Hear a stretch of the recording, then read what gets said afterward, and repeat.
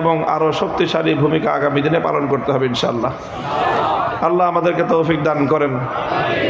মুহতারাম হাজিরিন, আমি পবিত্র কোরআনে কারীমের সূরাতুল হজ্জের 41 নম্বর আয়াত তেলাওয়াত করেছি। এটি একটি ঐতিহাসিক আয়াত, যেই আয়াতের মধ্যে আল্লাহ পাক রব্বুল আলামিন ইসলামী রাজনীতি এবং ইসলামী রাষ্ট্র ব্যবস্থার মৌলিক দৃষ্টিভঙ্গি আল্লাহ তুলে ধরেছেন। যারা মনে করে যে রাষ্ট্র থেকে ইসলামকে বিচ্ছিন্ন করবে, যারা মনে করে যে রাষ্ট্রের সঙ্গে ধর্ম বা ইসলামের সম্পর্ক থাকা উচিত নয়, তাদের জন্য স্পষ্ট বার্তা, তাদের বিরুদ্ধে ইসলামের পরিষ্কার অবস্থান ঘোষিত হয়েছে কোরআনে কারীমের এই আয়াতের মধ্যে। আল্লাহ বলেছেন, আল্লাযীনা ইম্মাক্কান্নাহুম ফিল আরদি আকামুস সালাতা ওয়া আতাউয যাকাতা ওয়া আমারু বিল মা'রুফি ওয়া নাহাউ আনিল মুনকার ওয়ালিল্লাহি আকিবাতুল উমুর। যদি ইমানদার এবং মুসলমানদেরকে আল্লাহ পাক রাষ্ট্র ক্ষমতা দান করেন, সেক্ষেত্রে ক্ষমতায় গিয়ে যে কোনো মুসলিম, যে কোনো মুমিন তার দায়িত্ব এবং কর্তব্য কী হবে তার স্পষ্ট একটা রূপরেখা আল্লাহ কোরআনে কারীমের এই আয়াতে তুলে ধরেছেন। আল্লাহ বলেছেন, আমি যদি ইমানদারদেরকে, মুমিন মুসলমানদেরকে রাষ্ট্র ক্ষমতা দেই, তাহলে তারা ক্ষমতায় গিয়ে সর্বপ্রথম 4টি কাজ তারা করবে ধারাবাহিকভাবে। কয় কাজ? 4 কাজ তারা করবে। প্রথম কাজ হলো আকামুস সালাত। তারা রাষ্ট্র ক্ষমতা দিয়ে রাষ্ট্রের মধ্যে মুসলিম নাগরিকদের মধ্যে সর্বপ্রথম তারা নামাজ কায়েম করবে। তারা গোটা রাষ্ট্রের মধ্যে নামাজ কায়েম করবে, সালাত কায়েম করবে। এটা হলো রাষ্ট্র ক্ষমতা প্রাপ্ত মুসলমানদের প্রথম কাজ। দ্বিতীয় নম্বর কাজ হলো ওয়া আতাউয যাকাত। তারা যাকাত ব্যবস্থা বাস্তবায়ন করবে। সমাজের মধ্যে যাকাত ব্যবস্থা প্রতিষ্ঠার মাধ্যমে তারা ইসলামী অর্থনৈতিক যে কার্যকলাপ, ইসলামের যে অর্থনৈতিক সিস্টেম পদ্ধতি, সেটাকে প্রতিষ্ঠা করবে। 3 নম্বর কাজ হবে ওয়া আমারু বিল মা'রুফ। তারা সৎ কাজের আদেশ দিবে। আদেশের অর্থ হলো মানুষকে অর্ডার করবে, আহ্বান করবে, শুধু তা নয়, দাওয়াত দিবে, শুধু তা নয়। দাওয়াতের জন্য ইসলামের আদেশ ভিন্ন, আহ্বান করার জন্য ইসলামের আদেশ ভিন্ন। রাষ্ট্র ক্ষমতা পেলে মুমিনদের জন্য করণীয় হলো সৎ কাজের আদেশ জারি করা, সার্কুলার জারি করে মানুষকে সৎ কাজ করার জন্য বাধ্য করবে। 3 নম্বর দায়িত্ব এটা। 4 নম্বর দায়িত্ব হলো ওয়া নাহাউ আনিল মুনকার। শরীয়ত গর্হিত নিষিদ্ধ কাজগুলোকে তারা মানুষকে বাধা প্রদান করবে, নিষেধ করবে। শুধু বিরত থাকতে আহ্বান জানাবে না, শুধু বিরত থাকার দাওয়াত দিবে না, বরং ক্ষমতা এবং বল প্রয়োগপূর্বক, শক্তি প্রয়োগ করে শরীয়ত বিরোধী যাবতীয় কার্যকলাপকে ইসলামী রাষ্ট্রের মধ্যে তারা বাধা প্রদান করবে। এই 4টা দায়িত্ব কোরআনে কারীমের সূরাতুল হজ্জের 41 নম্বর আয়াতের মধ্যে আল্লাহ প্রদান করেছেন। যে কোনো মুমিন বা মুসলিম যখন রাষ্ট্র ক্ষমতা পাবে, তো রাষ্ট্র ক্ষমতা প্রয়োগ করে অন্যান্য কাজের আগে এই 4টা কাজ তারা আদায় করবে।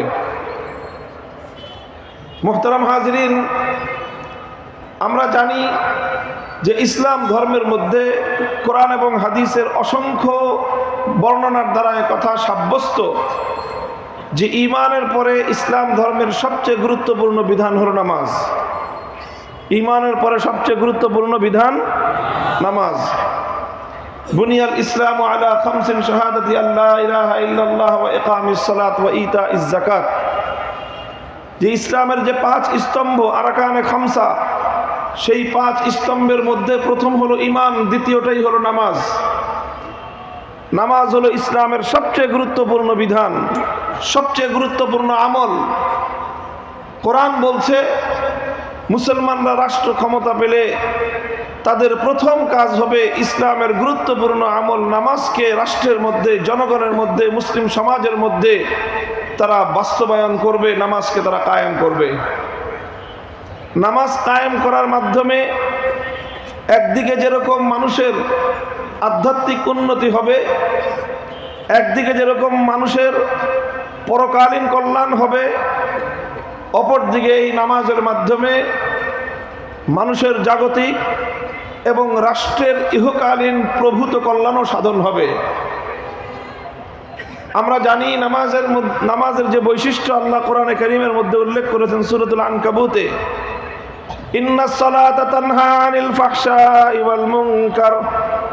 নামাজের বৈশিষ্ট্য হলো নামাজ মানুষকে অন্যায় এবং অশ্লীল কাজ থেকে বিরত রাখে।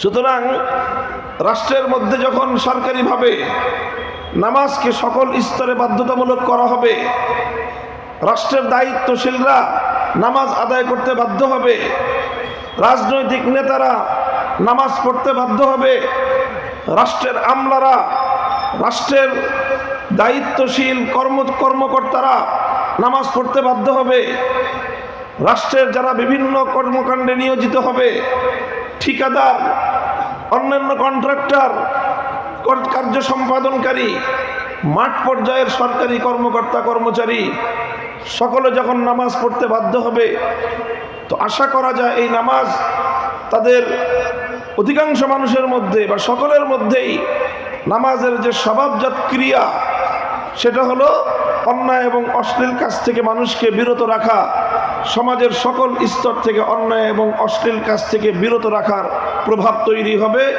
অন্যায় এবং অশ্লীল কাজ সমাজ থেকে অনেকাংশেই কমে যাবে। এর ফলাফল কি দেখা দিবে? আমি আবারও বলছি, একদিকে যেরকম পরকালীন উন্নতি হবে, আধ্যাত্মিক উন্নতি হবে, সঙ্গে সঙ্গে জাগতিক উন্নতি তো এটাও হবে যে মানুষের মধ্যে নীতি নৈতিকতার উন্নয়ন ঘটবে। তখন আর ব্রিজ কালভার্ট নির্মাণে রডের বদলে বাঁশের ব্যবহার দেখা যাবে না। তখন আর সিমেন্টের পরিবর্তে মাটি ব্যবহার করার এই অনৈতিক কার্যকলাপ সমাজের মধ্যে দেখা যাবে না। তখন জনগণের গম চুরি করে মানুষকে তাদের প্রাপ্য অধিকার থেকে বঞ্চিত করবার ঘটনা কমে যাবে। রাষ্ট্রের বিভিন্ন পর্যায়ে দুর্নীতি ব্যাপক হারে লাঘব হবে ইনশাআল্লাহ। তখন সমাজের প্রত্যেকটি উন্নয়নমূলক কাজ দীর্ঘস্থায়ী এবং টেকসই হবে। এটা শুধুমাত্র আল কোরআনুল কারীমের তাত্ত্বিক কোনো বিষয় নয়, বরং এটা ইতিহাস দ্বারা প্রমাণিত ঐতিহাসিক সত্য। খলিফাতুল মুসলিমিন ওমরে ফারুক রাদিয়াল্লাহু তাআলা আনহু ইসলামী ইতিহাস নয়, শুধু পৃথিবীর ইতিহাসে ধর্ম বর্ণ নির্বিশেষে সকল মানুষের কাছে গ্রহণযোগ্য একজন স্বীকৃত ঐতিহাসিক সফল রাষ্ট্রনায়ক। তিনি কিভাবে পৃথিবীর ইতিহাসে সফলতার এই সর্বজন স্বীকৃত আসন লাভ করলেন, খলিফা ওমরের ইতিহাস পাঠ করলে দেখা যায় তিনি যে তার রাষ্ট্র পরিচালনা করতেন, তার অন্যতম মৌলিক নীতি যেটা ছিল, তিনি তার রাষ্ট্রের অর্ধজাহানের প্রতিটি শাসক, প্রত্যেকজন গভর্নর, প্রত্যেক এলাকার দায়িত্বশীলের কাছে রাষ্ট্রীয় সার্কুলার ফরমান জারি করেছিলেন। ইন্না আহাম্মা উমুরিকুম ইনদি আস-সালাত ফামান হাফিজাহা ফাহুয়া লিমা সিওয়াহা আহফাজ ওয়া মান দাইয়াহা ফাহুয়া লিমা সিওয়াহা আদিয়া। হযরত ওমর বলেছিলেন যে দেখো, হে আমার রাষ্ট্রের গভর্নর, শাসকরা, আমার নিকট, আমার দৃষ্টিতে তোমাদের সবচেয়ে গুরুত্বপূর্ণ দায়িত্ব হলো নামাজকে বাস্তবায়ন করা। যেই শাসক, যেই গভর্নর, যেই আমলা, যেই সচিব, যেই দায়িত্বশীল তার এলাকায় নামাজ বাস্তবায়নের ক্ষেত্রে সে দক্ষতার পরিচয় দিবে, লক্ষ্য রাখবে, তার প্রশাসনিক অন্য সব কাজ আরো সুন্দরভাবে সুচারুরূপে পরিচালিত হবে। আর যেই দায়িত্বশীল নামাজের ব্যাপারে গাফলতি করবে, নামাজ ব্যবস্থাপনাকে ধ্বংস করবে, সে তার প্রশাসনিক প্রতিটি সেক্টরে, প্রতিটি কাজের মধ্যে আরো বেশি ধ্বংসাত্মক ভূমিকা সে পালন করবে। এই জন্য খলিফা ওমরের সকল শাসকবর্গ ইতিহাসের পাতায় তারা সাফল্যের স্বাক্ষর রেখেছিলেন। আমরা বিশ্বাস করি আজও এই ঝঞ্ঝা বিক্ষুব্ধ পৃথিবীতে দুর্নীতির দায়ে বারবার একটি কলঙ্কের কালিমা লেপ্টে যাওয়া বাংলাদেশের কপালেও যদি আবার সেই রাষ্ট্রীয় ফরমান বঙ্গভবন থেকে, রাষ্ট্রীয় সচিবালয় থেকে জারি হয়, বাংলাদেশের প্রতিটি অঞ্চলের গভর্নরদের কাছে, প্রতিটি অঞ্চলের ডিস্ট্রিক্ট কন্ট্রোলার ডিসিদের কাছে, কমিশনারদের কাছে, সবাই তোমরা যথাযথভাবে রাষ্ট্রের মধ্যে নামাজ ব্যবস্থা বাস্তবায়ন করো। আমরা আস্থার সঙ্গে বলতে পারি আমার বাংলাদেশ থেকে আর কোনোদিন এভাবে গণহারে মানুষের অর্থ লোপাট হয়ে বিদেশে পাচার হয়ে বাংলাদেশের জনগণের ভাগ্য দিয়ে বিদেশে বেগম পাড়া করে উঠবে না।